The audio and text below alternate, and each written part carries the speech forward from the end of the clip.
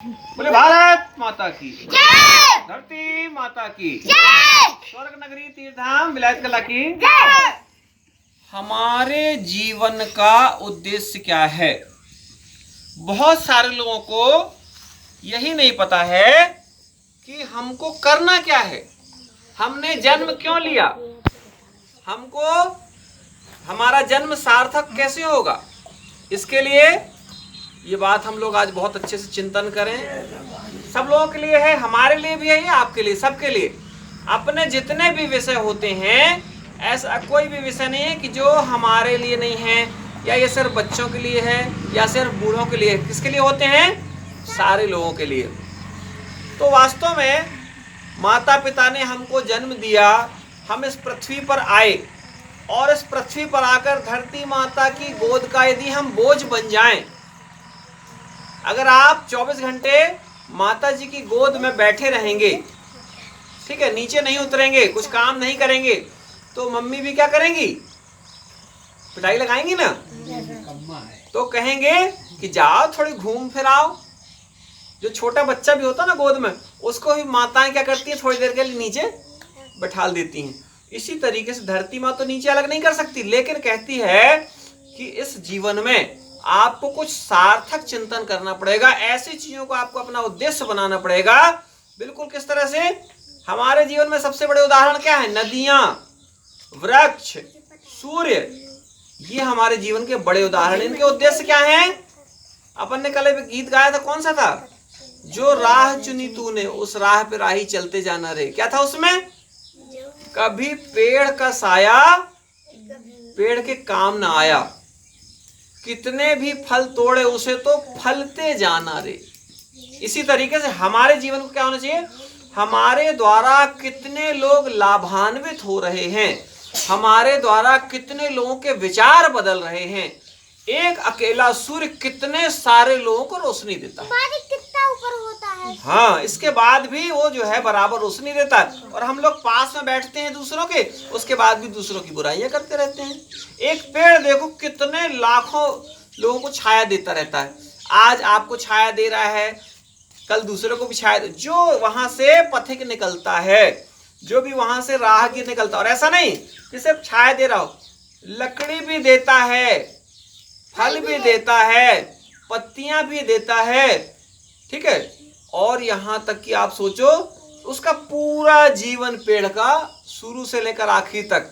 वो एक गीत है बहुत अच्छा, आप उसको कभी सुनना, जीते भी लकड़ी मरते भी लकड़ी, देख तमाशा लकड़ी का। उसमें क्या है मालूम? जैसे ही बच्चा पैदा होता है, उसको क्या चाहिए? खेलने के लिए झूला। झूला किससे बनेगा? लकड़ी से।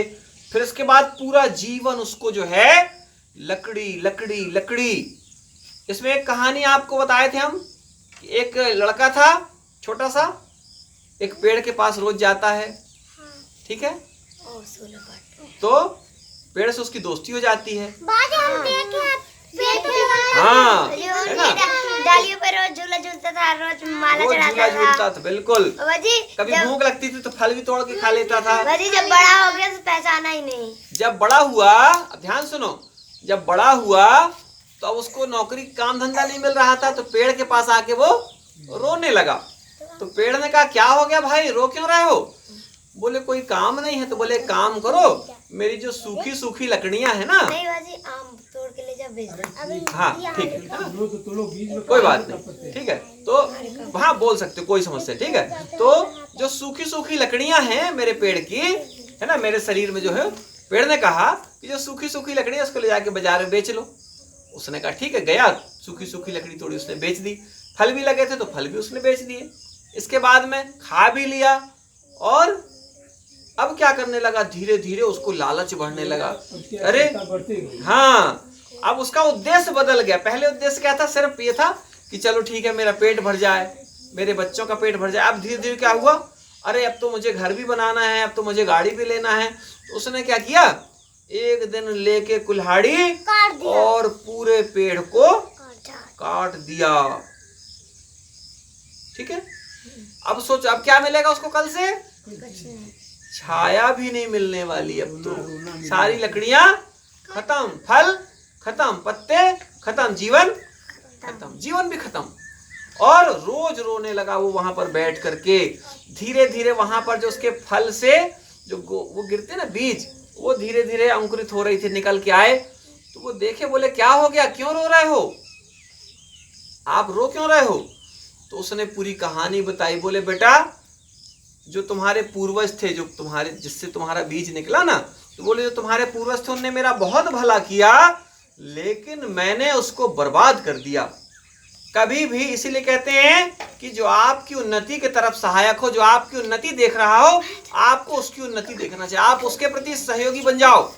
अगर आप दूसरे को ऊंचा उठाते हैं तो आप अपने आप ऊंचा उठते जाएंगे, ये नियम है। जो दूसरे को गिराएगा वो धीरे धीरे धीरे धीरे नीचे गिर जाएगा, और एक दिन ऐसा आएगा उसका जीवन समाप्त हो जाएगा, उसका अस्तित्व समाप्त हो जाएगा, उसके जीवन का कोई ना तो उद्देश्य बचेगा। तो करना क्या है, हमेशा दूसरों के लिए ऊंचाई की तरफ ले जाने की बात सोचो, कभी भी किसी को नीचे गिराने की बात मत सोचो, कभी भी किसी की बुराई मत करो। आप अपनी कमियां निकालो। अपन ने गीत लिखा है, कौन सा गीत लिखा है? खुद को रोज सुधारो, खुद को रोज निहारो, हर पल काटो छांटो, अपने बुरे विचार सुधारो, खुद को रोज निहारो। इस तरीके से हमको अपने जीवन के बड़े उद्देश्य बनाने हैं। जैसे आपको कलेक्टर बनना है, आपको डॉक्टर बनना है, बनना तो सब जानते हैं, लेकिन बनकर करना क्या है? लोगों को पता है कि मुझे डॉक्टर